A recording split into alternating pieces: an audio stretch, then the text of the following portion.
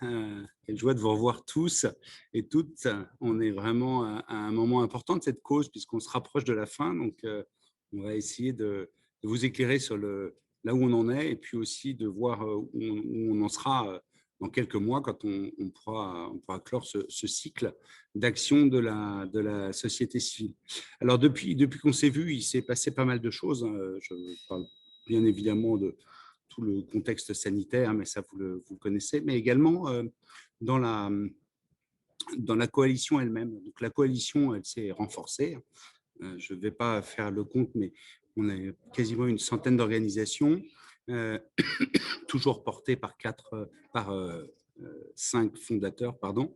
Ce qui s'est passé récemment dans cette grande cause, ça a été une implication beaucoup plus forte, une synergie beaucoup plus forte avec le secrétaire d'État à l'autonomie et puis globalement avec le ministère de la Santé et des Solidarités, qui vraiment s'est impliqué assez fortement dans les actions, on le verra, de façon en nous laissant complètement libres de nos moyens, mais vraiment de manière d'accélération. Et c'est vraiment une idée qui n'était pas initialement dans le projet. Le projet, c'est l'action civile coordonnée. Et il se trouve que cette action civile coordonnée, elle a des effets bénéfiques, synergiques avec l'action des pouvoirs publics et qu'on arrive à créer comme ça des synergies de mise en œuvre qui sont extrêmement fructueuses. Donc, je pense que vous le verrez à travers les actions qu'on va raconter, mais on est vraiment à l'échelle de ce qu'on essaye de réaliser, c'est-à-dire avoir un impact par la société civile, quels que soient les effets de levier qu'on va utiliser derrière. Deuxième chose, c'est le calendrier. Donc, comme vous le savez, ça fait maintenant presque 3 ans qu'on travaille ensemble. On a eu cette phase de consultation très large, cette phase de transformation qui a permis d'identifier des actions. Et puis, depuis presque 2 ans, on est dans la mise en œuvre de ces actions. Donc, aujourd'hui, on va être très concret là-dessus. On va vous raconter où on en est sur ces actions et puis on va aussi vous raconter où on en est à terme sur les. Reviens en arrière, s'il te plaît, Manon. Où on en est où on en sera à la fin de l'année. Parce que la fin de l'année, rien n'est jamais fini, mais à un moment donné, un cycle de grande cause, c'est 3 ans et nous, il faut se contraindre à ça. Hein, faut essayer de faire le maximum sur ces 3 ans. Et donc, fin décembre, on aura une clôture de cette grande cause qui nous permettra à ce moment-là de faire un vrai rapport d'impact. Ce bilan d'impact, il sera lié à la fois aux actions qu'on a menées, savoir où est-ce qu'elles nous ont menées et ce qu'elles ont fait. Ce bilan d'impact, il aura aussi un bilan avec vous individuellement pour comprendre ce que ça vous a apporté ou pas apporté derrière. Enfin, on va aussi faire le point aujourd'hui. Reste sur la page d'avant, s'il te plaît. Je ne sais pas ce qui se passe. Enfin, on va aussi faire le point aujourd'hui. Au-delà des 10 actions sur lesquelles on va faire le point sur comment est-ce qu'on peut vous aider, vous, les associations. Quand je parle à vous, je parle essentiellement aux associations. Vous venez de traverser une phase extrêmement difficile. Votre mission, votre rôle est d'autant plus déterminant à travers la crise qu'on vient de passer. Qu'est-ce qu'on peut faire pour vous? On a quelques idées, mais surtout on est à votre écoute. Et une grande cause, c'est pas seulement 10 actions. Une grande cause, c'est une coalition sur laquelle on a un rôle qui décide de vous aider tant que faire se peut et si vous en avez besoin. Voilà un peu pour cette introduction. En tout cas, ravi de vous revoir. Et là, je vais passer la parole à Tani, qui va vous raconter ce plan d'action. Pas, vous le connaissez, mais en tout cas, qui va raconter précisément où on est sur le plan d'action. Tani, je suis ravi de te passer la parole. À toi. Merci Axel, bonjour à tous. Je suis ravie de vous retrouver pour ce nouveau grand point d'étape. Donc aujourd'hui, on parle de la grande cause aînée. On vous raconte un peu, effectivement, comme le disait Axel, où on en est. Pour rappel, ce plan d'action de la grande cause aînée, c'est 4 grands axes de travail. Une réflexion, un travail autour du renforcement du maintien à domicile. Comment on accompagne la prévention de perte d'autonomie et le fait de mieux vivre euh, avec l'âge à la maison. Comment repenser et améliorer les lieux de vie. Toujours dans cette continuité, comment accompagner le maintien de l'autonomie ou la perte ou la perte d'indépendance. Mais également, vous le savez, tout un pan sur la question des aidants. Comment mieux les informer, comment mieux les soutenir, mais également comment mobiliser leur entourage pour mieux comprendre leur rôle. Et ce plan d'action, il est pensé de manière systémique. Les actions, elles ont été pensées les unes aussi par rapport aux autres pour avoir cet effet, ou en tout cas pour tendre vers cet effet de catalyseur. Donc, si on passe à la slide d'après, vous la connaissez, cette slide, elle vous renvoie à cette stratégie qu'on a essayé de mettre en place à travers les différentes actions.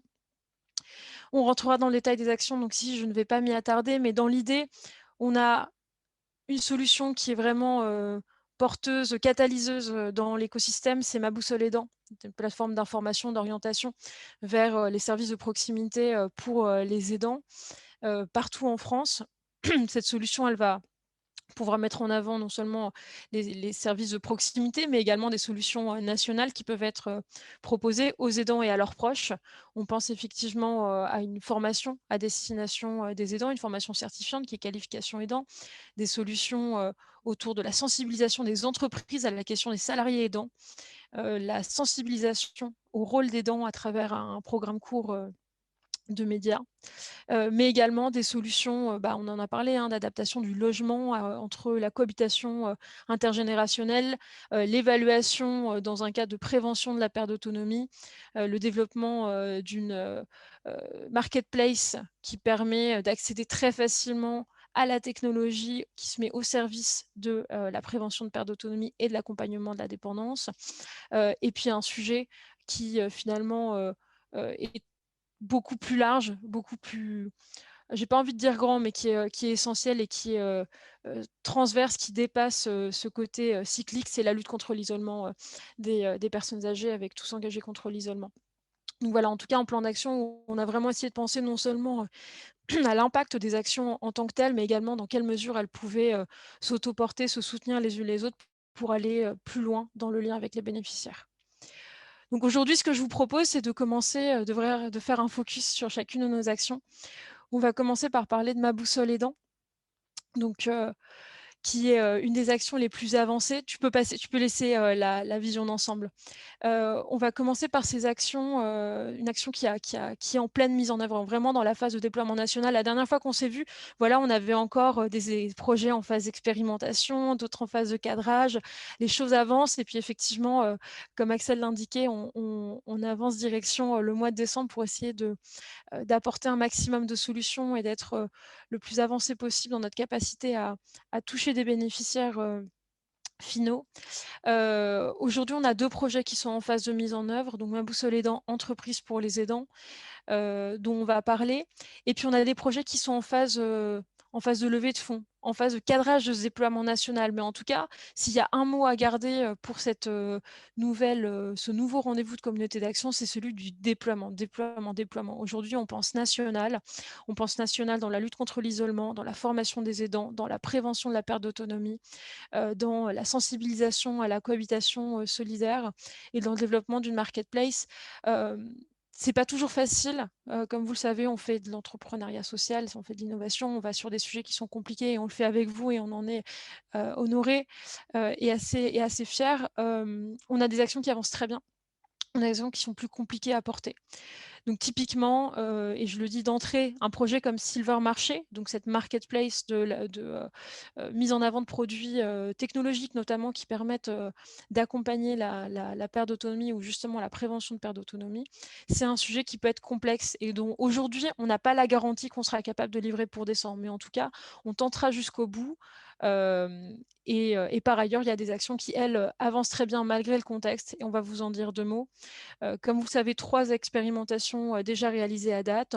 On reviendra rapidement dessus, mais on fera surtout un focus sur les enjeux de déploiement. Donc cette fois-ci, on peut avancer. Je vais effectivement vous proposer de parler de Ma Boussole Aidant.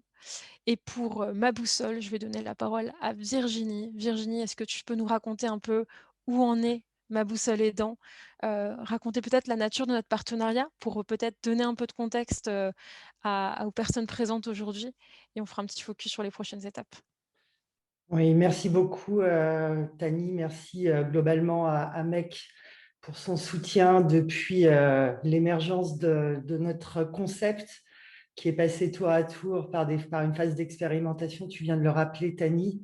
Et puis, nous sommes maintenant, nous avons dépassé ce stade. Nous sommes en essaimage, en déploiement. En quelques mots, ma boussole aidant, vous le savez, c'est une plateforme d'information et d'orientation pour les aidants qui porte vraiment la proposition de valeur de porter à la connaissance des aidants la richesse des solutions de proximité qui existent sur les territoires pour prendre soin de leurs proches et d'eux-mêmes. Notre enjeu, très clairement, c'est de rendre compte de la richesse des structures, des professionnels qui au quotidien peuvent soutenir le maintien à domicile d'une personne en perte d'autonomie et soutenir également les aidants dans leur rôle. Qu'est-ce qui s'est passé de très significatif pour nous ? On a eu une fin d'expérimentation concluante et nous sommes devenus une société coopérative d'intérêt collectif. Un format juridique extrêmement innovant qui symbolise, qui matérialise notre volonté de nous inscrire dans une coalition autour de notre proposition de valeur, de simplifier la vie des aidants. Et ce qui est significatif, c'est qu'on a réussi à faire monter à bord de notre sociétariat 47 sociétaires, dont bien sûr la Fédération Agir Carco et les institutions de retraite complémentaires comme Clésia, qui sont nos sponsors bienveillants depuis l'origine, mais aussi de nombreuses associations comme la Compagnie des aidants, le collectif Je t'aide, France Alzheimer, l'APF et j'en passe. Et ensemble, en fait, nous faisons corps pour soutenir l'objectif qui est le nôtre. Aujourd'hui, tu l'as dit, Tani, voilà, on n'est plus seulement une expérimentation en Bretagne et sur le territoire de l'Hérault. On a embarqué dans notre méga base de données, si je puis dire, 45 000 solutions de proximité référencées sur tout le territoire national. Ça veut dire qu'on est en capacité de répondre aux besoins singuliers des aidants, quel que soit leur lieu de vie, sur l'ensemble du territoire. On a par ailleurs une stratégie de déploiement qui consiste à nous rapprocher des acteurs publics. Parce que dans notre cas, on sait qu'on doit faire coalition entre la société civile et le secteur public, et notamment les conseils départementaux qui sont chefs de file de l'action sociale sur les territoires. Et aujourd'hui, on a plus de 15 directions sociales territoriales qui sont intéressées de remobiliser ma boussole aidant à l'échelle de leur territoire pour faire levier sur sa notoriété. On va également déployer très très prochainement, aujourd'hui on est très centré sur la perte d'autonomie, la dépendance, et d'ici 2 semaines, on va sortir le parcours handicap, ce qui va nous permettre d'élargir encore le référencement de nouvelles structures avec 8000 nouvelles structures qui seront portées à la connaissance de nos utilisateurs. Alors, je le disais, on est soutenu par MEC vraiment depuis le début, et moi, ce que je retiens, ça a été stratégiquement de nous appuyer dans le déploiement. À nos côtés, MEC nous a aidés à définir notre stratégie partenariale, à définir notre stratégie de communication, et nous a énormément soutenus vis-à-vis des pouvoirs publics et des acteurs publics pour inscrire la légitimité de ma boussole aidant comme une nouvelle plateforme de référence à côté des plateformes existantes que sont pour les personnes âgées.gouv.fr notamment. Voilà ce que je peux dire, Tani, à ce stade sur les accomplissements et le soutien.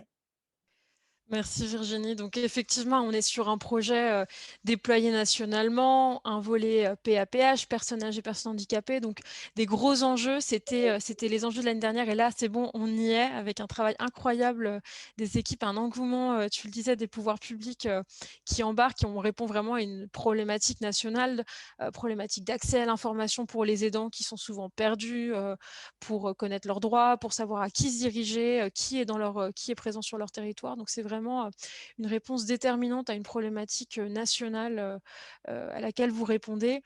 En termes d'objectifs pour décembre, donc, tu l'as dit, hein, vous avancez sur le référencement, continuez d'être en capacité de répondre aux besoins des acteurs, la coopération avec les CD. Et puis, je le rappelle, votre objectif au global, c'est d'accompagner, de soutenir 1 million d'aidants par an avec un usage d'un aidant sur 4 au moins d'ici 2025. Et avec cette belle coalition autour de ma boussole aidant, vous êtes sur la meilleure voie possible. Et C'est un vrai bonheur de pouvoir avancer avec vous.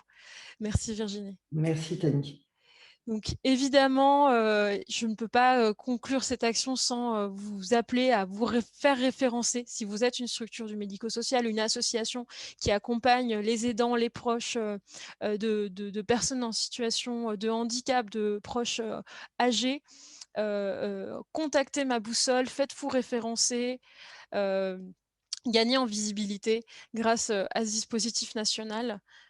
N'hésitez pas à nous contacter. Vous avez à l'écran l'adresse contact@maboussoleaidant.fr et vous verrez la belle réactivité des équipes pour vous embarquer dans cette très belle aventure.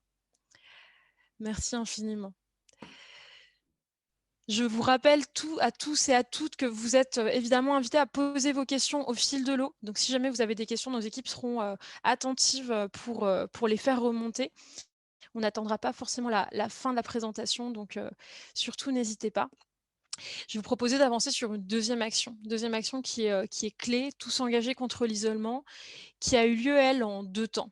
Notre objectif, et c'est vraiment quelque chose qui est ressorti de la consultation citoyenne qu'on avait lancée en 2018, c'est vraiment la question comment on mobilise autour de la lutte contre l'isolement. La lutte contre l'isolement passera par de l'humain, même si la technologie peut se mettre au service de cet enjeu, il y a une vraie dimension sur comment on mobilise des hommes, des hommes et des femmes dans l'accompagnement de ces personnes pour les sortir de l'isolement. Et ce projet, il a pris donc deux formes, 2 grandes étapes. Une première étape qui a été une évidence au moment de la crise Covid. En mars dernier, on était en contact déjà avec les petits frères. On savait qu'on voulait travailler avec eux. C'était une association assez clé avec laquelle il était évident d'avancer. On réfléchissait à comment les aider dans leur travail complètement dingue au quotidien sur le terrain. Et arrive cet enjeu dont Christine vous parlera dans un instant, de dire on a des tablettes numériques qui vont nous permettre de renforcer notre accompagnement des personnes âgées. Comment on déploie ça à échelle nationale? Comment on fait du numérique une vraie solution dans nos dispositifs de bénévolat et de lutte contre l'isolement? Donc ça, c'est la première étape dont on va vous parler. Quasiment 1 an de travail auprès des équipes de petits frères pour les accompagner à mobiliser le réseau national autour de ce projet de tablette pour nos aînés. Et puis dans un deuxième temps, une réflexion pour aller un cran plus loin, une réflexion sur aujourd'hui comment en situation de sortie de crise sanitaire ou encore en crise sanitaire, et en tout cas dans une projection sur cette question de l'isolement qui ne fait que croître, comment on mobilise massivement pour lutter contre l'isolement. Et donc aujourd'hui, on va vous parler un peu en avant-première du partenariat avec Je veux aider.gouv, avec lesquels on réfléchit à un vrai dispositif de mobilisation assez massif, national, pour lutter contre l'isolement. Je vous propose de commencer par ce qu'on a déjà fait, c'est-à-dire en termes d'accomplissement, c'est l'accompagnement de petits frères avec plus de 1000 tablettes déployées, 300 bénéficiaires. Christine, est-ce que tu peux nous raconter un petit peu cette aventure-là, la nature du partenariat et justement les objectifs qu'on s'était donnés ensemble? Et bonjour à toutes et tous. Merci Tani, merci Meg.org de nous solliciter pour vous présenter notre initiative. Alors c'est vrai que tous engagés contre l'isolement des aînés, c'est un peu les petits frères des pauvres en fait. Et c'est vrai que l'action des petits frères des pauvres repose sur le contact humain. Donc mars 2020, plus possible de rendre visite aux personnes âgées. Donc les bénévoles se retrouvent démunis dans leur action et dans leur volonté de s'engager, puisque évidemment l'isolement et la solitude de ces personnes ne faisaient que croître dû au confinement. Évidemment, le téléphone a été le premier outil utilisé, mais rapidement, les équipes ont souhaité se saisir aussi des nouveaux outils numériques pour pallier à l'impossibilité d'aller à la rencontre des personnes âgées qu'ils accompagnent. Donc, on a obtenu effectivement des tablettes et des financements pour acquérir des tablettes. Mais une fois ce matériel et ces financements obtenus, il a fallu passer en mode opérationnel. Comment on permet aux bénévoles de se saisir de ce nouvel outil et de mettre en place un accompagnement avec ce nouvel outil. Et c'est vrai que là, on n'avait pas en interne de compétences ni de disponibilité et on avait besoin d'un soutien en tant que comme chefferie de projet. Et là, Merck.org est arrivé à point nommé et on les remercie vraiment chaleureusement parce qu'ils ont permis vraiment au projet de se structurer. On a eu vraiment un apport en méthodologie et en temps, en fait. Les consultants qui se sont investis à nos côtés sur ce projet ont investi beaucoup de leur temps et ça a permis donc petit à petit au projet de se structurer et du coup aux initiatives de se déployer, puisque le projet associatif des Petits Frères des Pauvres, la base, c'est l'initiative doit émaner du terrain. Donc, il faut donc comment dire, solliciter, enfin en tout cas sensibiliser et faire émerger par les acteurs de terrain la volonté, l'envie et même le mode opératoire qu'ils souhaitent adopter.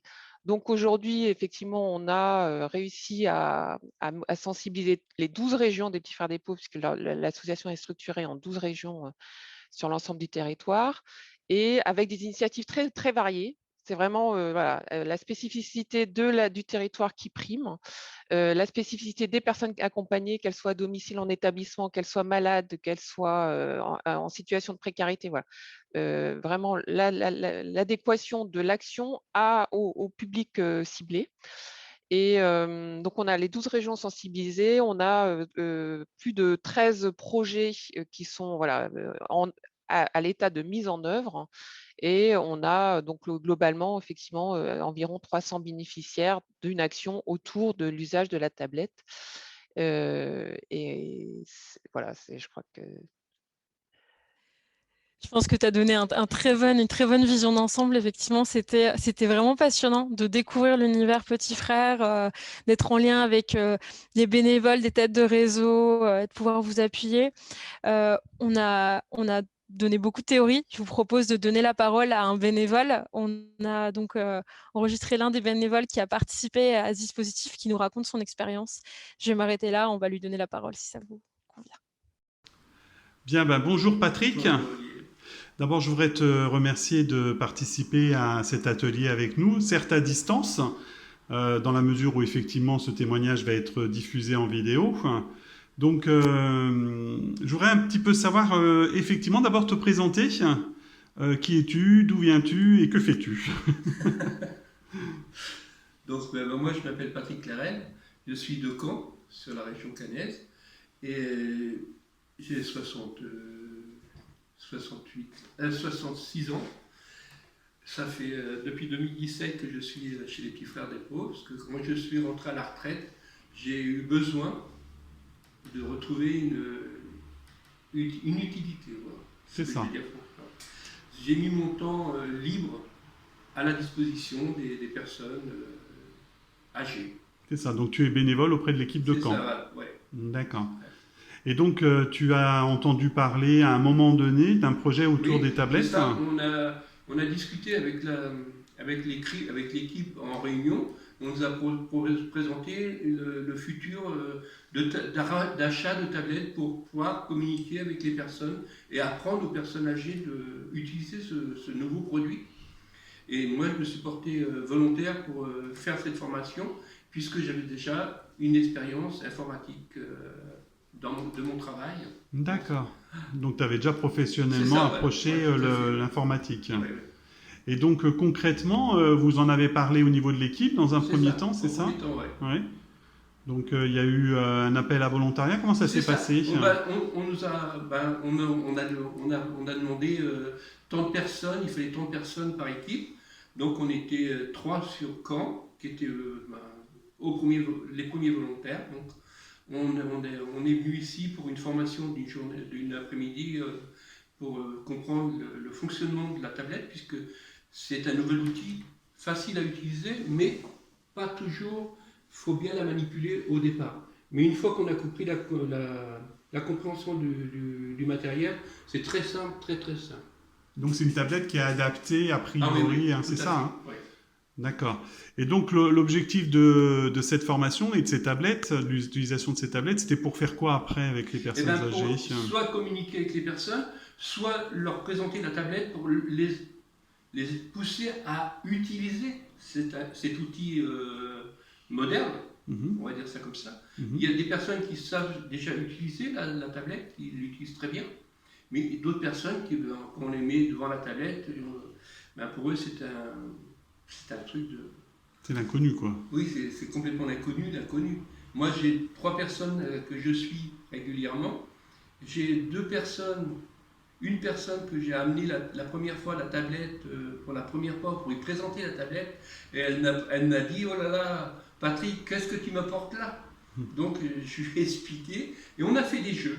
Et de ce moment où elle a commencé à comprendre, en touchant l'écran, faire bouger les jeux pour faire déplacer les petites choses, pour les replacer à leur place, ça l'a... moi, je me rappelle, la première journée, la première après-midi que j'ai passé avec elle, elle était réjouie. Quand je suis parti, elle m'a dit « Ah, j'ai appris quelque chose !» C'est ça, donc grâce à l'outil ou avec l'outil, voilà. Au-delà de la visite, ça lui a permis de découvrir quelque chose de nouveau. Elle entendait toujours parler de téléphone portable, elle disait toujours « Ah, un téléphone portable, c'est pas utile. » Et puis je dis maintenant, elle a un portable. Et donc, ça fait que... Ah, donc ça veut dire que vous avez utilisé les tablettes ensemble, une tablette, et après elle s'est mise à utiliser un téléphone portable. Elle a un petit portable maintenant. Ah, d'accord. Oui, avant, elle n'en voulait pas. Elle avait son téléphone plus fixe, comme elle disait. D'accord. Ça me suffit largement. Et maintenant, elle sort, elle peut sortir avec ce qu'elle me dit. S'il m'arrive quelque chose sur la route, je peux appeler quelqu'un. D'accord. Donc c'est super, ça veut dire que l'approche du numérique avec une tablette, ça l'a amené... Ça l'a amené à utiliser quelque chose d'autre qu'elle ne connaissait pas encore. C'est ça, d'être un petit peu plus à l'aise, quoi. C'est ça, plus à l'aise avec le support numérique. Ça, c'est intéressant d'entendre qu'en plus, maintenant, elle prend aussi, l'utilisation du téléphone portable, comme une sécurité pour elle. C'est une sécurité, parce que si elle va faire ses petites courses avec quelqu'un, c'est ce qu'elle me dit, s'il m'arrive quelque chose, je peux. Avant, ce qu'elle me disait, le temps de revenir à la maison, c'était peut-être pas possible. Et donc avec cette personne, elle se prénomme comment, cette dame? Annie, donc Annie, tu lui rends visite régulièrement et vous faites des jeux, tous les jeudis. Ouais. Et donc il y a aussi, tu me disais, 2 messieurs. 2 messieurs, oui. J'ai 2 messieurs, Aimé et Guy. Eux, tous les 2, ils sont au foyer hébergement des Petites Sœurs des Pauvres à Caen. D'accord.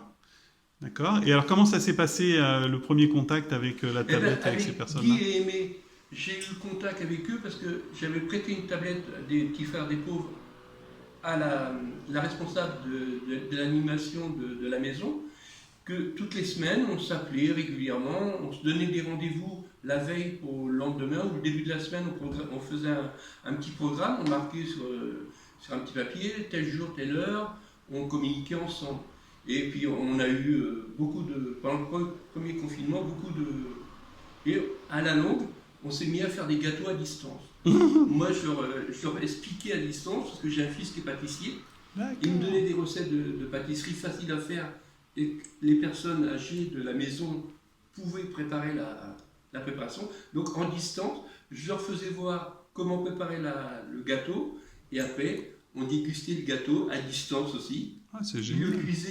Moi, je cuisais le mien, et puis quand on avait fini de cuire, on goûtait le gâteau mutuellement pour savoir lequel était le meilleur. C'est ce qu'on disait à distance, on disait toujours ça. Lequel est le meilleur? Lequel a plus de goût? Quel a moins de goût? C'était marrant, je trouvais ça super drôle. Donc ça veut dire quand même que la tablette, ça crée une distance. C'est ça. Et en même temps, ça rapproche parce que vous avez pu partager des recettes de gâteaux ensemble. Voilà, donc des choses que vous avez même pu produire de part et d'autre malgré le confinement. Pas à la maison des Petites Sœurs, ils ne faisaient pas ça. Oui. Et c'est moi, un jour, en discutant avec l'animatrice, j'allais préparer un gâteau. Ah, je dis, tiens, je fais un gâteau. Elle me dit, ah bon, tu fais un gâteau? Elle me dit, ah, ça serait marrant, tiens, que la semaine prochaine, on fasse un gâteau ensemble à distance. Bah, je dis, si tu veux, il n'y a pas de problème. Je dis, moi, tu réunis plusieurs personnes, parce que je dis, bon, il y en a qui sont plus habiles, moins habiles. Donc il était 5-6 autour de la table et on a fait un gâteau à distance. Le premier gâteau, c'était je me rappelle, un gâteau au yaourt chocolat. C'était le plus simple parce que comme ça à distance, c'est pas facile pour les dosages, tout ça. Et il était vraiment ravi. Les gens étaient très très contents d'avoir fait un gâteau. Ils l'ont mangé ensemble à distance. Moi, j'ai mangé ma part de gâteau à distance avec eux. Et il était vraiment, ça a été une après-midi de joie, quoi. En tout cas, il y avait la forme, il y avait la couleur. C'est ça. Et il restait que le goût qui était. C'est ça, je ne savais pas. Moi, je ne pouvais pas savoir s'il était bon ou leur. Et eux, ils ne pouvaient pas savoir si moi je montais sur le goût de mon gâteau, s'il était bon ou pas bon. Mais bon, c'était très drôle. C'est marrant, oui, c'est très intéressant. Et tu me disais aussi à un moment donné, tu avais eu un échange avec une dame. Avec une personne de la maison qui était de Caen, de la région de Caen. Et elle ne parlait pas beaucoup. Donc c'était une dame qui était assez refermée sur elle-même. Et puis un jour, en discutant comme ça, je ne sais pas pourquoi, c'est venu dans la conversation machinale, j'avais entendu parler des carrières de Caen où les réfugiés, les gens de Caen se réfugiaient pendant la guerre. Donc je lui ai parlé, comme ça, bêtement, je lui ai posé la question. Je lui ai dit, est-ce que vous connaissiez les carrières de Caen? Elle me dit, c'est là qu'elle m'a raconté sa jeunesse, quoi, son enfance, et elle me dit qu'elle a été réfugiée avec ses parents dans ces carrières de Caen. Et elle me disait elle m'a raconté, au début c'est un peu difficile d'essayer de parler avec elle, et après la conversation a été ouverte, mais c'était un moulin à parole. Elle racontait, mais comme si elle avait... L'animatrice à la fin m'a dit, écoute Patrick, je ne sais pas ce que tu y as fait, mais elle est réjouie. D'accord. Et moi, je l'ai revue après, quelques temps après, le confinement s'était arrêté. On a eu un bref délai de visite. Et elle s'était refermée un petit peu. On parlait, mais moins qu'avec la tablette. Donc, ça fait que pour moi, la tablette, elle voyait un visage, mais c'est comme si elle regardait un écran. Une télévision. Elle n'était pas gênée de voir quelqu'un en face d'elle qui posait les questions. D'accord, elle était plus à l'aise, plus en confiance, face à l'écran. Oui, parce qu'elle n'avait personne en face d'elle en réalité. Pour elle, c'était une image, c'était pas quelqu'un de physique. Et quand elle a témoigné donc de cette... quand elle se réfugiait là dans les carrières, c'est la première fois que tu l'as rencontrée. C'était la première fois que je l'ai rencontrée, parce que j'avais rencontré plusieurs fois à la maison, parce que quand j'allais voir mes deux personnes, je les rencontrais, on disait bonjour, comme ça. Mais là, ce jour-là, on avait fait un gâteau, ils ont mangé le gâteau, et elle s'est retrouvée face à la tablette. Puis moi, je me suis retrouvé face à la tablette tout le temps qu'il nettoie la table, tout ça. La tablette était ouverte puisqu'on avait fait la conversation. Et elle s'est mise à discuter avec moi. Génial. Et ça, j'ai trouvé ça super agréable, parce que c'est vraiment... Ça y a ouvert l'esprit, et de pouvoir discuter, ça y a fait un bien fou, quoi. D'accord, donc tu as rencontré beaucoup de personnes grâce à la tablette, bien plus que si tu avais fait des visites. Oui, et puis en plus, tu as pu partager les recettes de gâteaux. C'est ça, les recettes de gâteaux. L'histoire. Moi, j'ai un stock de recettes de gâteaux. Si quelqu'un veut des recettes de gâteaux, m'appelle, il n'y a pas de problème. J'en ai, je ne sais plus combien. Et l'histoire aussi, l'histoire de cette dame à Caen. Et tu continues donc avec Annie. Oui. Vous faites des jeux. On fait des jeux de mémoire. Avec Annie, je fais des jeux de mémoire. Et au début, ça a été un petit peu... plus difficile parce qu'elle avait plus de mal à manipuler la tablette. Il faut toucher la tablette pour les jeux.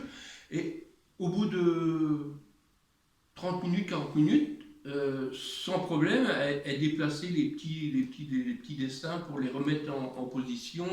Elle était vraiment à fond dans le jeu. Même moi, j'ai fait des jeux de mémoire avec elle. Et malgré tout, elle me battait. On s'est amusé à compter les points à la fin et j'étais perdant.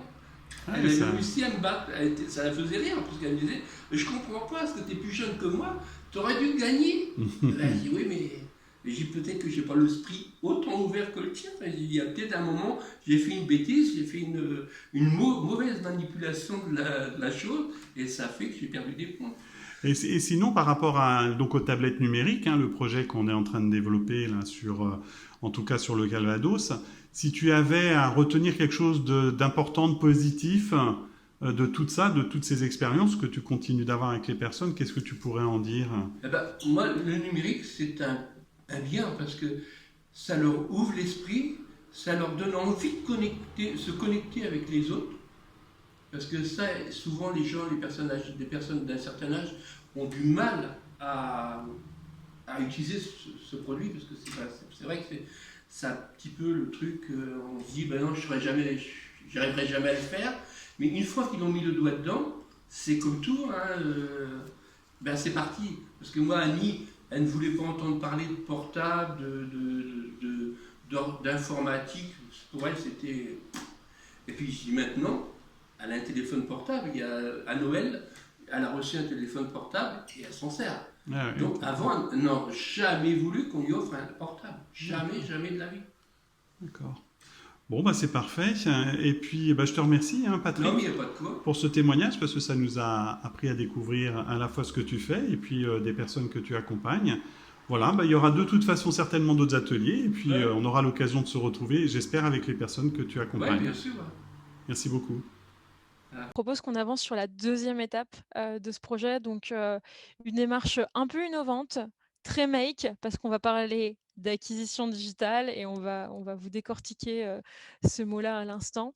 Mais avant tout, je veux donner la parole à Nassim Merzouk de jeveuxaider.gouv. Nassim, c'est à toi. Est-ce que tu peux nous raconter un petit peu cette nouvelle aventure qu'on monte ensemble? Merci Tani, bonjour tout le monde. Je ne sais pas si on me voit. Très très bien. Bah, super, merci pour l'invitation. Je suis ravi de présenter ce qu'on a commencé et ce qu'on va poursuivre jusqu'à la fin de l'année et plus tard. Donc, je m'appelle Nassim et je suis chargé de déploiement au sein de la plateforme, enfin, de l'équipe de jeveuxaider.gouv.fr, donc qui est une plateforme de bénévolat, donc une plateforme au niveau national, hein. L'idée, c'est de pouvoir couvrir tout le territoire. Et donc, c'est un peu comme le bon coin du bénévolat. Donc, proposer des missions de bénévolat partout en France à disposition des collectivités, des organisations publiques et associatives qui recrutent des bénévoles pour développer leur action territoriale sur différentes causes.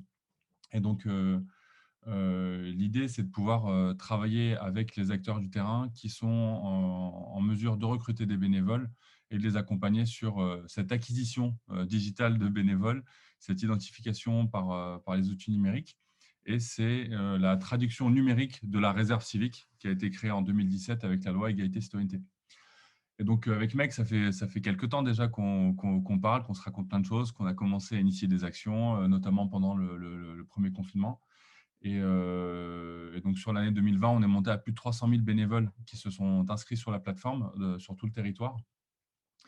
Et du coup, sur la thématique des aînés, on a remarqué, ce n'est pas une grande surprise, mais un petit peu quand même, parce que l'écart il est assez énorme.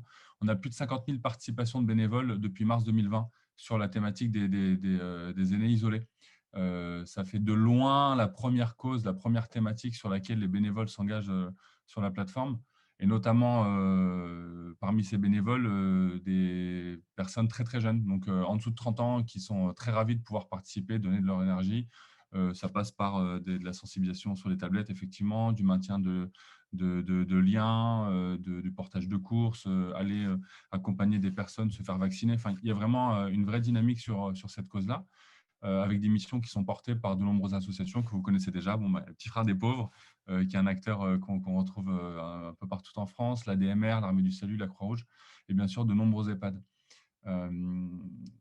Et donc, une fois qu'on a fait ce constat-là et qu'on voit que c'est entre guillemets, une mission qui plaît, qui est une cause vraiment qui est portée par les personnes inscrites, avec Mec, on s'est demandé qu'est-ce qu'on pouvait faire pour aller encore plus loin et vraiment engager un maximum de personnes sur cette thématique. Et donc, on va lancer une acquisition digitale ciblée, c'est-à-dire identifier via différents canaux en ligne des bénévoles potentiels qui seraient intéressés par participer à des missions de bénévolat. Et donc, ce qui est assez intéressant, c'est qu'une fois qu'on aura bien déterminé les leviers d'action, d'acquisition de bénévoles via des canaux sur les réseaux sociaux ou d'autres axes, on va pouvoir aussi le dupliquer sur d'autres thématiques et pouvoir faire de notre partenariat un partenariat global sur les différentes causes avec Make. En termes d'objectifs, l'idée pour cette année, donc, en fonction de la levée de fonds, c'est d'identifier donc, cette méthodologie d'action qui va être la plus fine possible et pouvoir atteindre entre 5 000 et 10 000 bénévoles engagés d'ici décembre 2021. Et par la suite, avec les leviers qu'on aura identifiés, monter jusqu'à 15 000, voire 20 000 bénévoles par an engagés sur la thématique des aînés et des aînés isolés notamment. Merci beaucoup Nassim. Donc effectivement, alors en termes de chiffres, peut-être vous expliquer comment on tombe là-dedans. Alors déjà, c'est une question, et Nassim l'a dit, c'est une question de budget aussi. Plus on aura de budget, plus on pourra aller loin. C'est une méthode qu'on utilise déjà pour aller chercher des décrocheurs scolaires en ligne. Donc, vous pourrez imaginer des profils extrêmement difficiles à aller cibler. Mais aujourd'hui, on arrive à les trouver sur les réseaux sociaux et à leur proposer de l'orientation vers des structures adaptées. Donc là, la réflexion, elle est un peu la même. C'est comment on va chercher des personnes qui aujourd'hui ne sont pas bénévoles, mais ont toutes les caractéristiques pour avoir envie de le devenir, les faire découvrir ce type de dispositif, les belles missions de lutte contre l'isolement de Je veux aider. Et puis derrière aussi se dire qu'à un moment donné, on va sortir de la crise sanitaire, on va sortir de l'urgence, on va peut-être sortir aussi de ce besoin d'engagement qui s'est tellement exprimé. Quelque chose aura changé, c'est sûr, pendant la crise sanitaire. On est déjà une population qui s'engage. On ne sait pas à quoi va ressembler l'engagement en post-crise. Est-ce qu'on va revenir à nos occupations? Est-ce qu'on va garder cet engagement? En tout cas, nous, on veut accompagner la mobilisation dans le temps et on pense vraiment que l'acquisition digitale, donc ces méthodes de communication digitale ciblées, vont nous permettre de le faire en allant chercher les gens au plus près dans leur quotidien. Et avec une dimension très inspirationnelle, parce qu'on croit beaucoup au développement du bénévolat comme modèle de société et de solidarité. Donc, merci infiniment Nassim. On a une question de l'audience pour Christine. Christine, on nous demande si le projet de tablette pour nos aînés continue de se déployer après la crise sanitaire. Est-ce que des bénéficiaires vont continuer de bénéficier du programme?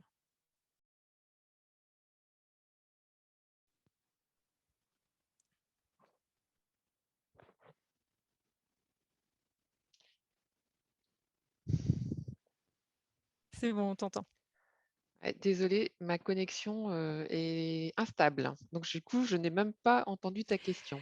Pas de souci, Christine. On nous demande si le programme Tablette pour nos aînés continue de se poursuivre, à se poursuivre au-delà de la crise sanitaire. Est-ce que, en gros, on continuera d'avoir des bénéficiaires de ce projet Tablette pour nos aînés? Ah oui, en fait, nous, les Petits Frères des Pauvres, on édite chaque année, on fait un rapport sur la question de la solitude et de l'isolement des personnes âgées chaque année. Alors, tous les 5 ans, c'est un baromètre global et sinon, ce sont des études très spécifiques. En 2018, on avait fait une étude sur justement la question de l'exclusion numérique des personnes âgées. Et cette étude avait bien montré que ce n'est pas l'outil qui fait l'usage. Donc, nous, on savait très bien qu'il fallait accompagner les personnes dans l'usage de l'outil. Et donc, toutes les initiatives qui ont été déployées au cours des 16 derniers mois, eh bien, en fait, ce sont des initiatives qui vont se poursuivre dans le temps. Et là, actuellement, par exemple, la plus récente qui prend la forme d'apéro quiz en visio, c'est vraiment une initiative qui est plutôt là d'ailleurs pour accompagner le retour à la vie normale, si je puis dire. C'est-à-dire qu'on a des personnes âgées qui sont accompagnées par des bénévoles qui maintenant ont peur du collectif. Elles ont la pandémie a fait naître en elles des inquiétudes, hein. Et donc ça permet aussi ces actions autour de la tablette de refaire naître du collectif en virtuel. Et on espère qu'ils vont donner envie aux personnes de revivre du collectif en vrai. Voilà, donc en fait, et puis ce sont la plupart des initiatives qui vont se poursuivre dans le temps. Et pour les autres, parce que par exemple, si je pense notamment à des cours de gymnase, c'est une activité qui existait avant le confinement, qui a été déployée en visio et qui, nous espérons tous, va revenir en présentiel. Eh bien, ça a été le déclencheur, en fait. Et du coup, il y a de nouvelles idées qui viennent autour de la tablette. Ça ne sera plus la gym qui sera faite avec la tablette, c'est d'autres activités. Donc, ça enclenche de nouvelles envies et des personnes qui, jusqu'alors, se tenaient à distance de l'outil, se le sont appropriés et commencent à voir. Voilà. Donc, c'est vraiment c'est vertueux, quoi. Enfin, moi, je trouve que c'est vertueux. Tout à fait. Merci infiniment Christine pour cette réponse. Merci Nassim et merci à Christine pour vos interventions et à nouveau pour ce beau partenariat entre nous. Je vais prendre la parole maintenant pour vous parler de 2 actions. Je vais commencer par Entreprise pour les aidants. Donc Entreprise pour les aidants, petit rappel, on parle d'un dispositif de sensibilisation des entreprises de toute taille à la question des salariés aidants. Les salariés aidants, c'est donc des salariés qui s'occupent d'un proche âgé ou d'un proche en situation de handicap. D'ici 2030, ça représentera 1 salarié sur 4. Donc c'est pas anodin. À partir de l'année prochaine, une réglementation nationale va s'imposer aux entreprises pour proposer des solutions à leurs salariés sur ce champ-là. Ça veut dire proposer des solutions, être à l'écoute et donc pour le coup comprendre un peu ce que ça représente et les solutions que l'entreprise peut mettre en place. Et la première chose que nous disent les entreprises quand on leur pose la question de qu'est-ce que vous faites pour les salariés aidants, qu'est-ce qui est inclus dans votre politique sociale aujourd'hui, ils disent ben, on ne sait pas si on est salarié aidant dans la boîte et puis on ne sait pas où. On sait qu'on en a sûrement, mais on ne sait pas par où commencer. Entreprise pour les aidants, c'est la réponse à cette question. Je ne sais pas par où commencer. Je ne sais pas ce que j'ai, je ne sais pas ce que j'ai pas. Je ne sais pas ce dont dispose l'entreprise aujourd'hui, peu importe la taille de mon entreprise. Et donc, ce qu'on a construit avec Andéo, c'est donc un support numérique qui permet de faire un diagnostic en l'espace de 20 minutes et de déjà faire un état des lieux sur l'entreprise, de quoi je dispose, de quoi je ne dispose pas aujourd'hui au sein de ma structure, d'avoir immédiatement des recommandations personnalisées en fonction de mes réponses pour tout de suite être orienté vers des solutions que je peux mettre en place dans l'immédiat. Sur quoi je peux capitaliser, qu'est-ce qu'il faut que je découvre en termes de contexte, d'éléments chiffrés, de réglementation, de droit. Et puis à l'issue de ce questionnaire qui peut se faire en une vingtaine de minutes, je reçois mon rapport de recommandation, un mail avec un scoring où on me donne un débrief de mes résultats et on me propose gratuitement de rencontrer un professionnel d'Andéo qui va m'aider à réfléchir à quelles solutions je peux mettre en place. Donc ça, c'est la première étape, c'est vraiment l'outil de sensibilisation massive des entreprises qui permet de s'y retrouver quand on ne sait pas par où commencer, qu'on veut capitaliser sur ce qu'on a déjà et qu'on veut savoir quoi développer en priorité pour répondre à la problématique.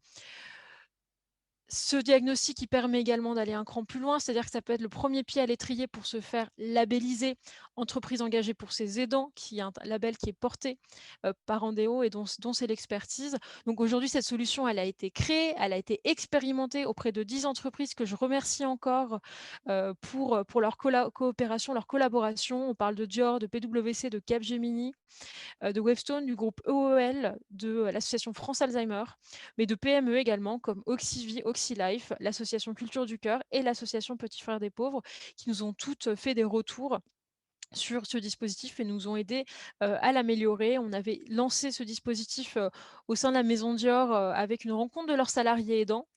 Et aujourd'hui, on est en phase de déploiement. Cette solution, elle va être d'abord diffusée au sein du parcours aidant de l'Agir Carco prochainement. Ça représente jusqu'à 90 000 entreprises de toute taille.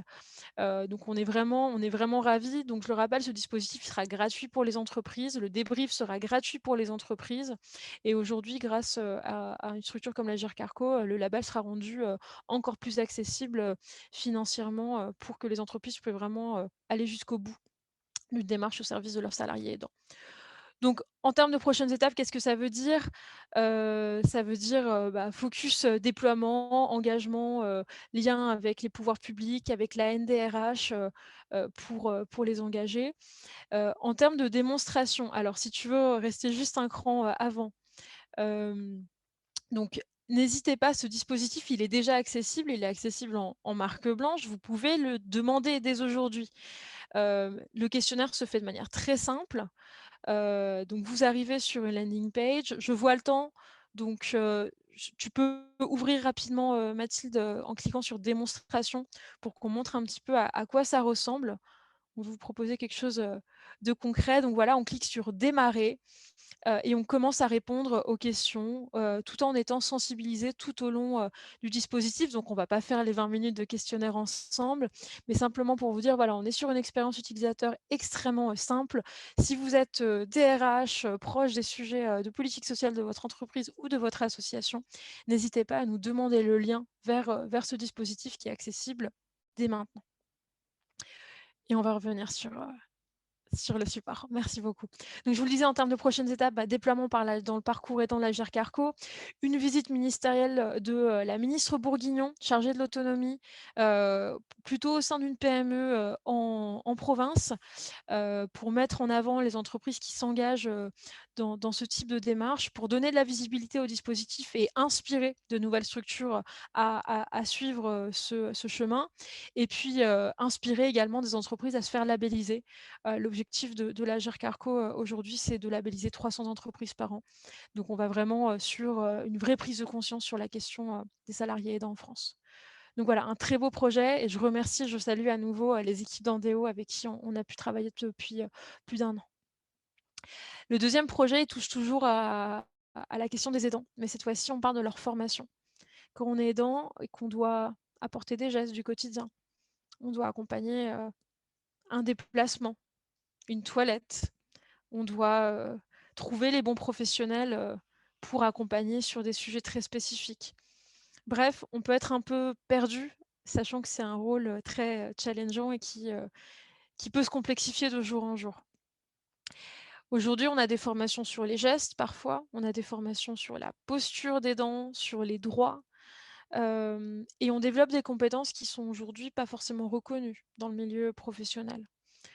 L'objectif de qualification aidant, c'est de répondre à ces enjeux-là. On travaille avec la Compagnie des aidants, association de référence dans le domaine, qui a développé déjà des modules de formation sur l'accompagnement des aidants, plutôt profil PA, donc profil personne âgée, aidants de proches âgés.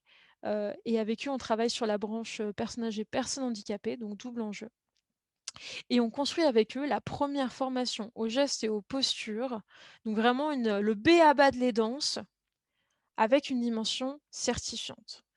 L'objectif, c'est avec un format en ligne. Aujourd'hui, les formations sont souvent présentielles, ce qui peut être une contrainte. On veut rendre la formation accessible à tous, gratuitement, permettre d'accéder aux informations qui nous correspondent en fonction des besoins de notre proche également et de notre situation particulière. Donc d'accéder à des formations de contenu de qualité, mais également, si on le souhaite, si c'est un enjeu, de pouvoir faire reconnaître les compétences qui ont été développées. Donc, on parle autant de soft skills que de hard skills qui ont pu être développées dans ce rôle d'aidant.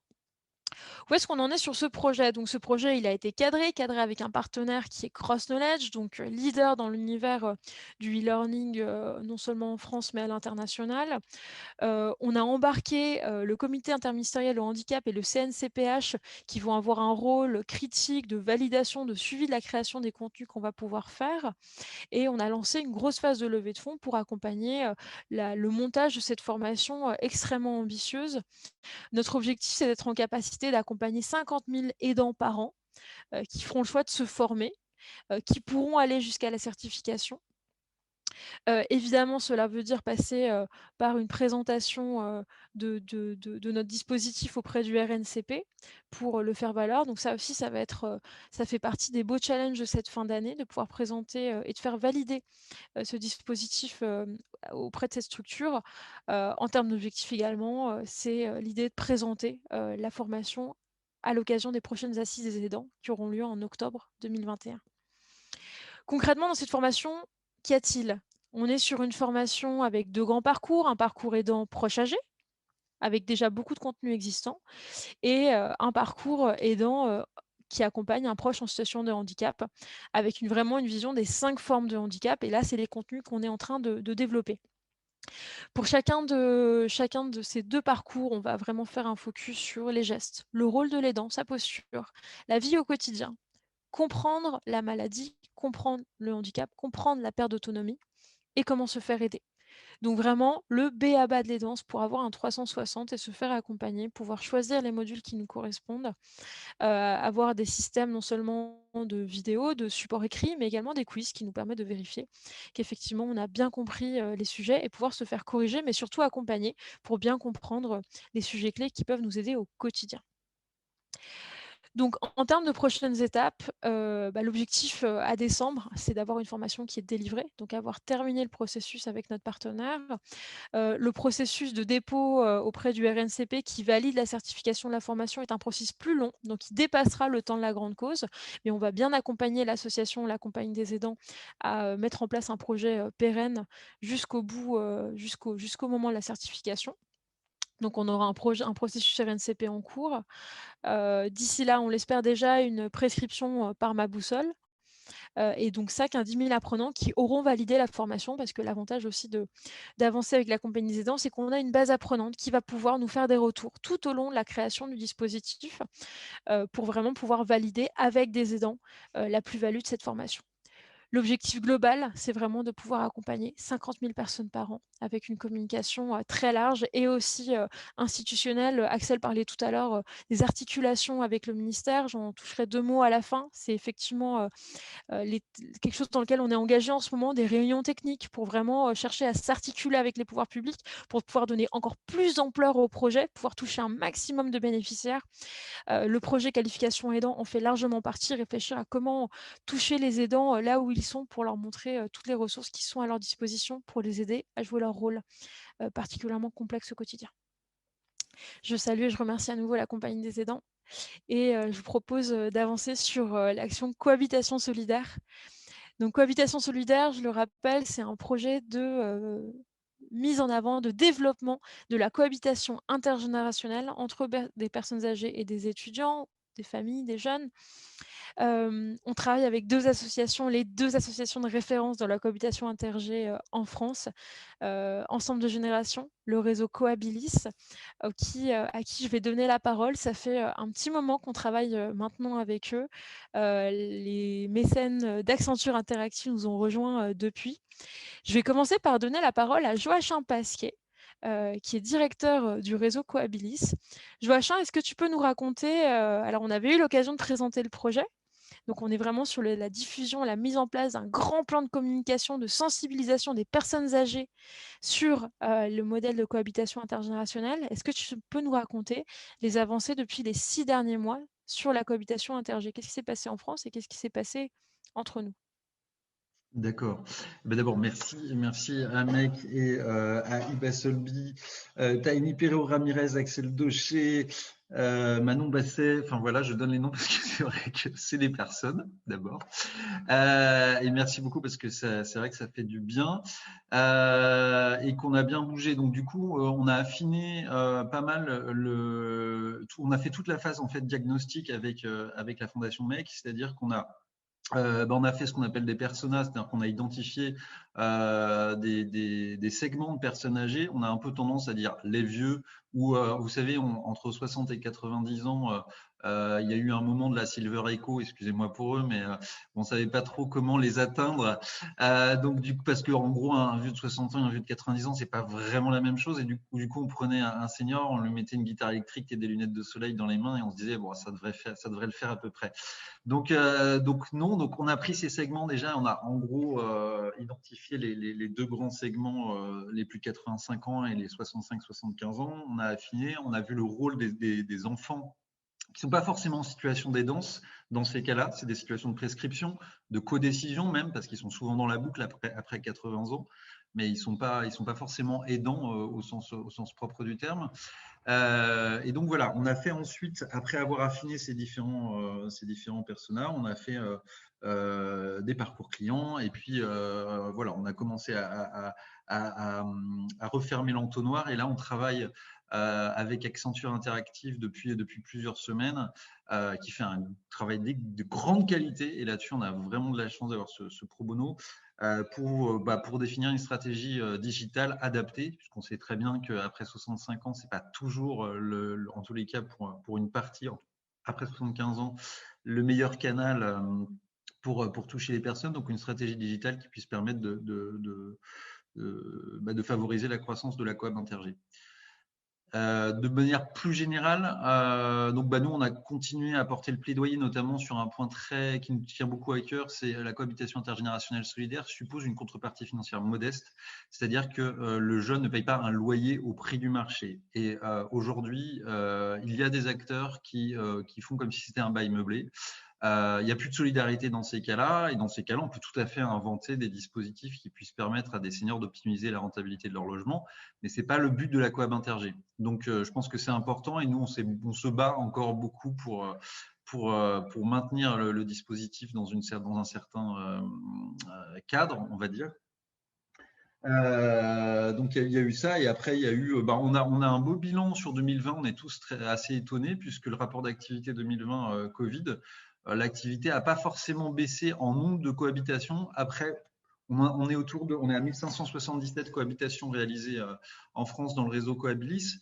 Ce qui fait, alors c'est toujours intéressant parce moi j'entends des chiffres faramineux, donc ça fait 3331 170 journées de cohab Intergé, ça veut dire où il y a un jeune et un senior qui vivent ensemble. Et ça donne une autre idée parce que la cohab Intergé, ça a énormément de valeur.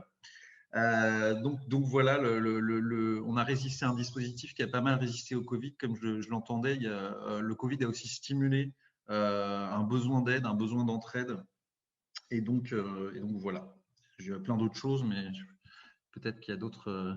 Et Catherine qui est là. Oui, on va, parce qu'on a un beau binôme pour le coup sur ce projet. Catherine, est-ce que pour aller dans la continuité de ce que nous raconte Joachim, pour toi, quels sont les enjeux de notre projet d'ici décembre, justement? Alors, concernant la stratégie de communication, Tout à fait. alors voilà, c'est vrai qu'on a bien avancé. Je remercie aussi Make.org, IBA et Accenture pour ce beau projet. Donc, c'est vrai que notre stratégie de communication a pour objectif de toucher une double cible. Hein, la première qui est les jeunes seniors et les aidants par une campagne digitale. Et puis, les personnes plus âgées par des médias plus grand public.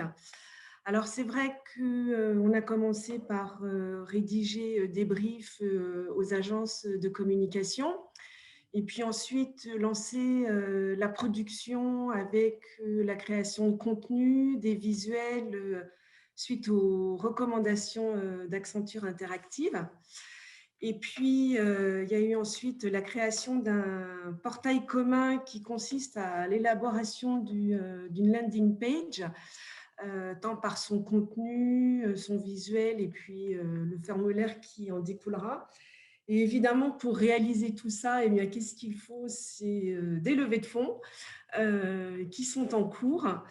Et puis, cette communication sera développée pour le moment sur l'Île-de-France, qui sera la région pilote, et ensuite un déploiement plus au niveau national. Voilà, en tous les cas, de belles réalisations et de belles perspectives de communication pour sensibiliser effectivement ces jeunes seniors.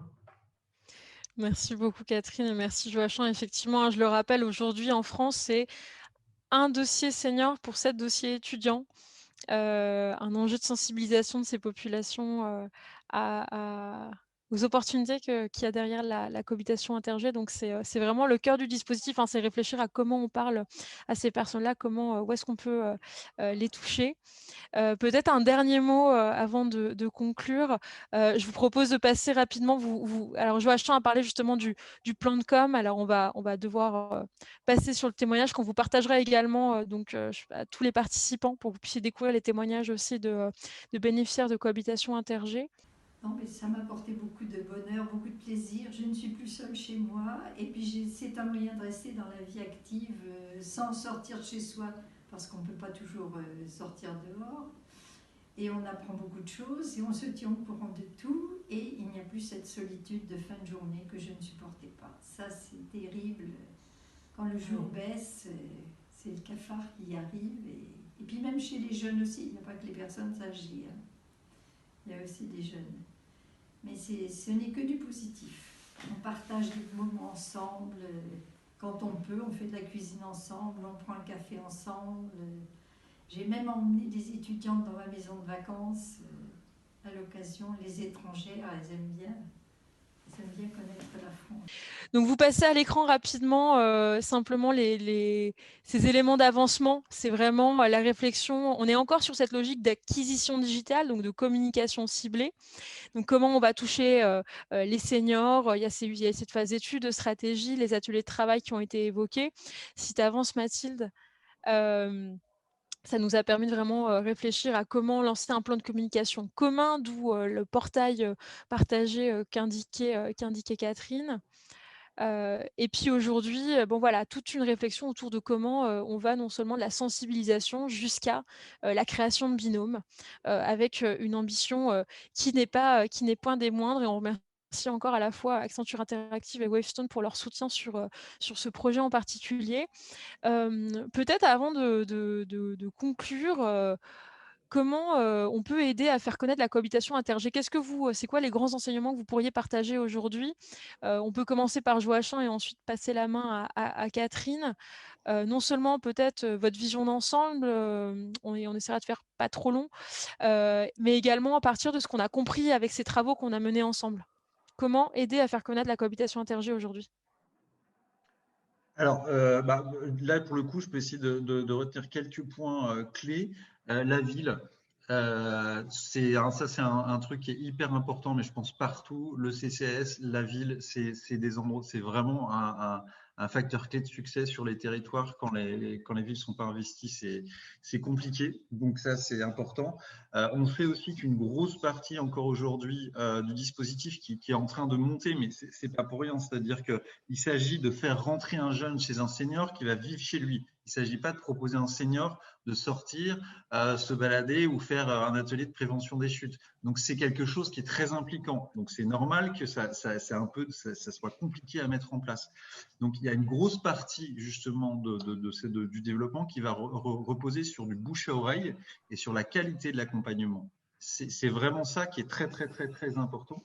Donc, je pense que ça, on a vraiment besoin d'appuyer les associations qui accompagnent la création de binômes. Donc, accompagner les associations, ça suppose de stabiliser le modèle économique qui est un mix, c'est-à-dire qu'il y a les jeunes et seniors qui financent et on a des subventions de l'autre côté. Et dans ce cadre-là, Cohabilis, avec la GIRC-ARCO, la Mutualité Fonction Publique et la DHUP, est en train de faire une étude d'impact économique et de modélisation économique dont les livrables sont proposés en 2022 avec 3 chercheurs qui ont fini l'étude documentaire.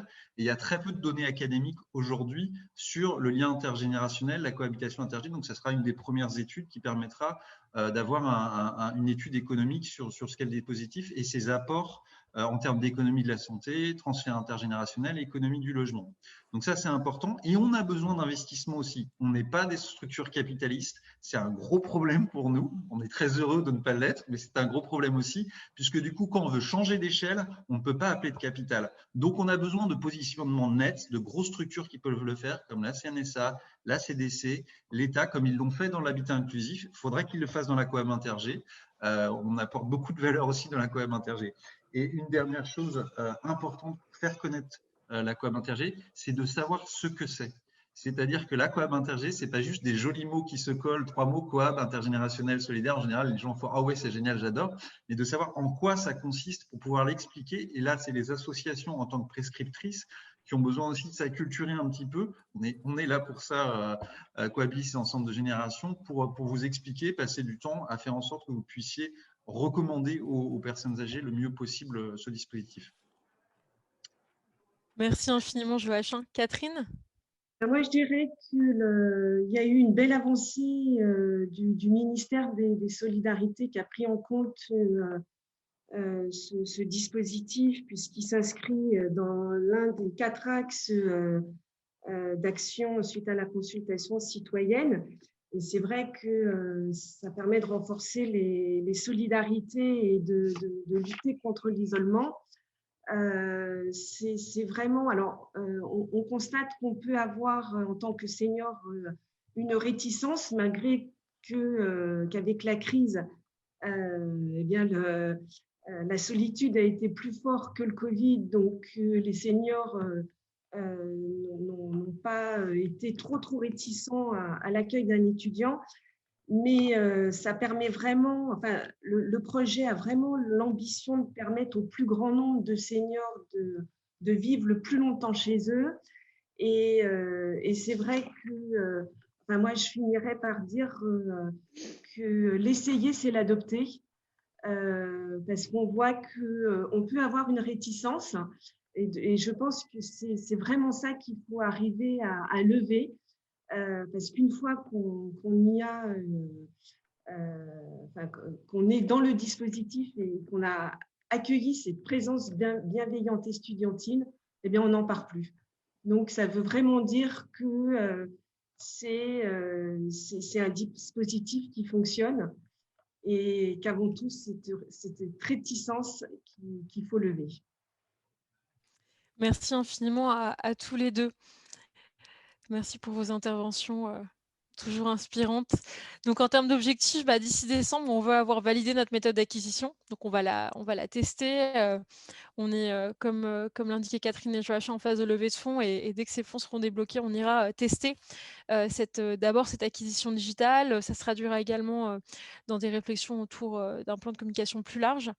Notre objectif avec cette campagne, je le rappelle, c'est de doubler le nombre de binômes dans les territoires grâce à la campagne, de valider les partenariats stratégiques sur le projet, que ce soit avec l'Agir Carco, des acteurs comme les bailleurs sociaux, la CARSAT.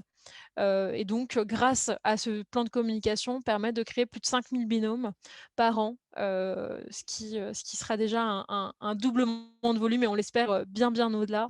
Commencer à ancrer ce type de dispositif dans les habitudes des Français et des Françaises, comme c'est assez présent chez nos voisins européens. Voilà, il y a quelque chose à rattraper. Merci infiniment à Coabilis et Ensemble de Générations et à nouveau un merci immense pour les beaux travaux qu'on engage ensemble. Je vous propose de terminer sur une action dont vous avez moins entendu parler. Tout simplement parce qu'on a mis plus de temps à la monter. Mais aujourd'hui, ah là là, qu'est-ce qu'elle est passionnante cette action. Je vais vous parler de Mieux chez moi et je vais surtout donner la parole à Portières ouvertes dans un instant. Donc Mieux chez moi, l'objectif, c'est l'accompagnement, la prévention de perte d'autonomie et également de lutte contre l'isolement social. Donc on accompagne aujourd'hui Portières ouvertes, une association qui a développé notamment un outil qui s'appelle le Diac Senior, qui est un dispositif d'évaluation de la personne à domicile avec un objectif qui est double.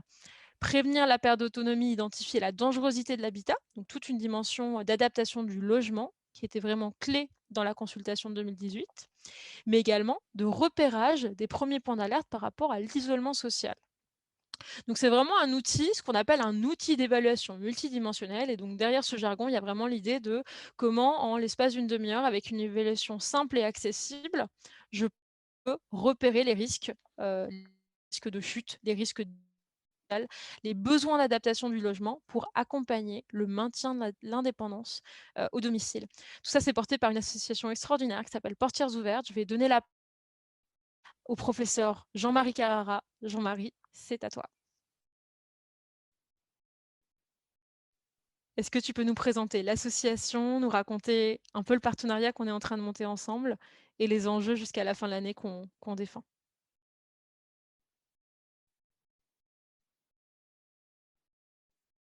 Voilà. Est-ce qu'on me voit? Est-ce qu'on m'entend? Voilà. Très, très bien. Oui. Alors d'abord, merci à tous, notamment à Tali qui s'est fortement impliquée auprès de nous, mais également à Iba et à Axel sur cette action et ces actions de Portières ouvertes. La première raison de nos actions, comme Tani l'a dit, c'est le Diac Senior, c'est-à-dire que pour pouvoir agir, il faut d'abord savoir. Savoir pas simplement au niveau du logement, mais au niveau global concernant la personne. Donc son environnement, ses besoins. Et donc ça a été très important d'être accompagné par MEC.org qui nous a permis de structurer notre réflexion, car il y a de très très nombreux acteurs qui peuvent être intéressés par cette connaissance, la connaissance du senior, et surtout une connaissance, j'allais dire, très très large, à la fois en quantité, le nombre de personnes, évaluer un maximum de personnes, et deuxièmement, là aussi, porter sur un grand nombre de points. D'ailleurs, je suis très intéressé par la présentation qui est faite aujourd'hui, car je suis sûr qu'il y a de nombreuses collaborations possibles entre nos actions et les autres, et c'est aussi notre but. C'est-à-dire que nous sommes vraiment focalisés dans des partenariats. Premièrement, partenariat avec des jeunes pour de l'intergénérationnel. C'est pour ça que nous nous sommes rapprochés du service civique Solidarité Senior, avec lesquels nous avons défini un partenariat national que tout le monde peut utiliser en tripartite avec nous. Deuxièmement, une action bien sûr vis-à-vis des personnes âgées, mais vis-à-vis des jeunes, vous venez de le rappeler, fort justement, avec la possibilité, bien sûr, d'utiliser des bénévoles, bien sûr, d'utiliser des volontaires, mais aussi de former ces volontaires et de les adapter aux besoins du marché des aides aux personnes âgées. Et ça, pour nous, c'est quelque chose d'important. Alors, en ce qui concerne ce diagnostic, vous l'avez dit, on a beaucoup travaillé ensemble et vous nous avez beaucoup aidé à pouvoir mettre en place, j'allais dire, notamment nos présentations, nos relations, nos contacts. Maintenant, on va passer à l'étape suivante avec des diagnostics, enfin des choses pratiques pour pouvoir aller vis-à-vis de caisses de retraite de façon très large, vis-à-vis là aussi de bailleurs sociaux auxquels on n'avait pas pensé initialement, et là aussi de façon générale des communes, des collectivités territoriales, de l'État.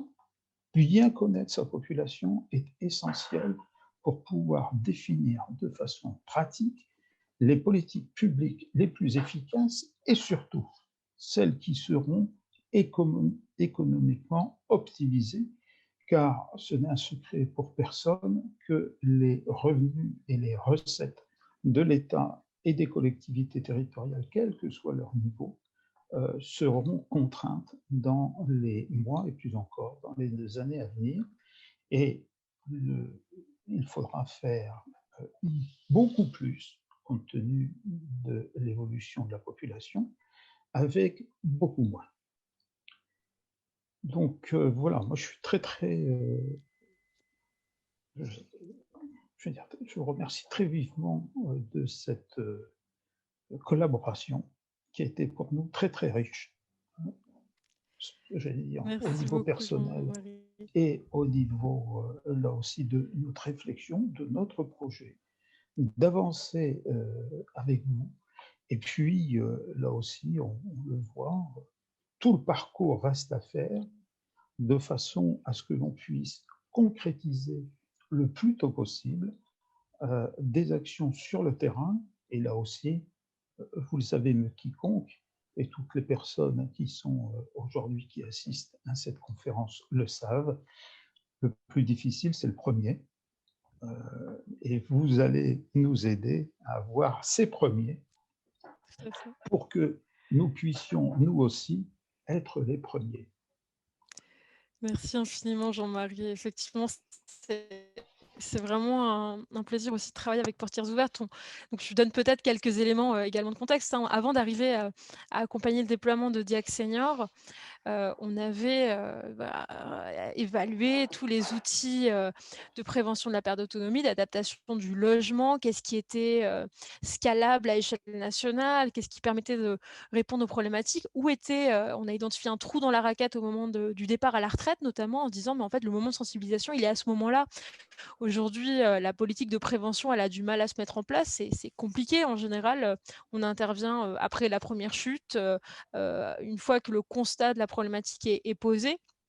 Et donc là, l'idée, c'était vraiment parce qu'on a découvert avec l'Audi Axenor, c'est vraiment un outil clé en main qui existe, qui est palpable, qui est extrêmement bien construit à l'aide de l'intervention de médecins, de gériatres, d'ergothérapeutes, de professionnels de l'accompagnement des seniors qui ont mis en place un qui peut être réalisé et, comme le disait Jean-Marie, par des jeunes en service civique, mais également par un jeune senior qui pourrait s'auto-évaluer et identifier éventuellement les risques qui sont présents au domicile, la question de l'isolement social qui peut se poser et qui peut être réalisé par un professionnel tiers.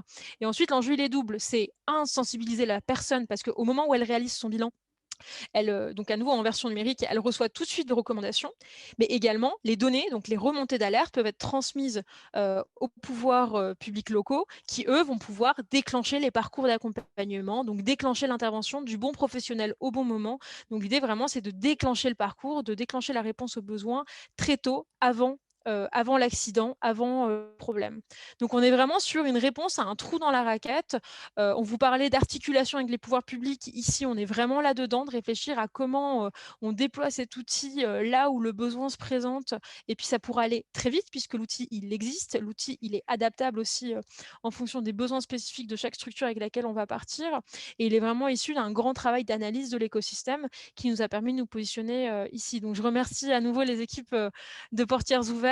On continue d'avancer. Je vous raconte un petit peu les prochaines étapes et on va pouvoir conclure. Donc ici, les objectifs à décembre, c'est concrètement d'intégrer ce Diac Senior au service des différents parcours de nos partenaires. Donc c'est le parcours habitat de la CARSAT, ça va être le parcours adaptation du logement, potentiellement de la GIRCARCO. Enfin voilà, on est en discussion avec différents acteurs pour réfléchir à cette intégration de l'outil sur les bons niveaux d'intervention. L'objectif d'ici là, c'est de permettre à 5 de pouvoir être évalué. Mais l'idée, c'est que justement, grâce à son caractère numérique, à sa dimension de prévention, on pourrait être en position d'évaluer 50 000 personnes par an. Et 50 000 personnes par an évaluées dans un dispositif de prévention et de sensibilisation, c'est 50 000 personnes potentiellement qui ne seront pas hospitalisées, qui ne vont pas avoir une perte d'autonomie accélérée. C'est vraiment un élément qui peut changer la donne et qu'on est très heureux de soutenir dans le cadre de la grande cause aînée. Donc merci encore. On arrive à... Peut-être, oui, si vous permettez, bien sûr. deux petites choses à rajouter. Premièrement, ce diagnostic est en marque blanche. Ça, c'est très, très important pour nous parce que ça permet aux partenaires de se valoriser. Nous sommes, nous, qu'un outil technique, que des techniciens. Et deuxièmement, puisque vous soulignez l'action Portières Ouvertes, Portières Ouvertes, c'est également d'autres services et je vais pouvoir là aussi contacter les gens des plateformes. Premièrement, la livraison de médicaments à domicile avec l'Ornoadom qui est spécifiquement réservé aux pharmaciens. Et deuxièmement, le covoiturage où une grosse expérience va commencer sur Rennes en partenariat avec notamment l'école de conduite française pour pouvoir utiliser les kilomètres parcourus à des fins sociales. Voilà, je m'excuse, je suis un peu long, d'autant plus que ma voix est un peu prise en ce moment, mais comme vous l'avez dit tout à l'heure, malgré mon pullover, j'ai quand même attrapé la crève. Merci beaucoup Jean-Marie. Et oui, effectivement, on vous invite tous à découvrir Portières Ouvertes et ces trois grands champs d'activité qui sont vraiment intelligents. C'est vraiment de la mise en intelligence. On s'est très bien compris avec Meg parce que c'était entre Portières Ouvertes et Meg, il y avait vraiment une logique de mise en intelligence de l'existant. Et c'est des valeurs qu'on partage. Je vous remercie beaucoup. On pense à toute l'équipe de Portières Ouvertes. Je vous propose de conclure cette grande étape et vous dire finalement quel est le prochain grand enjeux de cette grande cause. Et bien, au moment de la clôture, Axel l'a dit, on va avoir la question de la mesure d'impact social. Donc, la mesure d'impact social, aujourd'hui, chez Make.org Fondation, elle s'appuie sur la méthodologie de la chaire de philanthropie de l'ESSEC, qui a donc une méthode qui se structure en 4 axes. La mesure de la pertinence, de l'efficacité, de l'efficience et de l'impact net. Donc, on va chercher des indicateurs qualitatifs, des indicateurs quantitatifs. On fait des suivis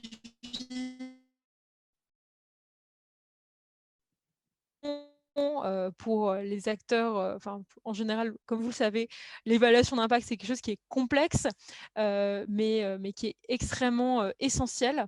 Donc, c'est vraiment le gros chantier de fin d'année, c'est de enfin passer de notre suivi, quelque chose qui est dans la culture Make, à des bilans d'impact qu'aujourd'hui on propose action par action, vers le premier rapport d'impact de la grande cause aînée, qui sera global, qui vous sera remis en 2022.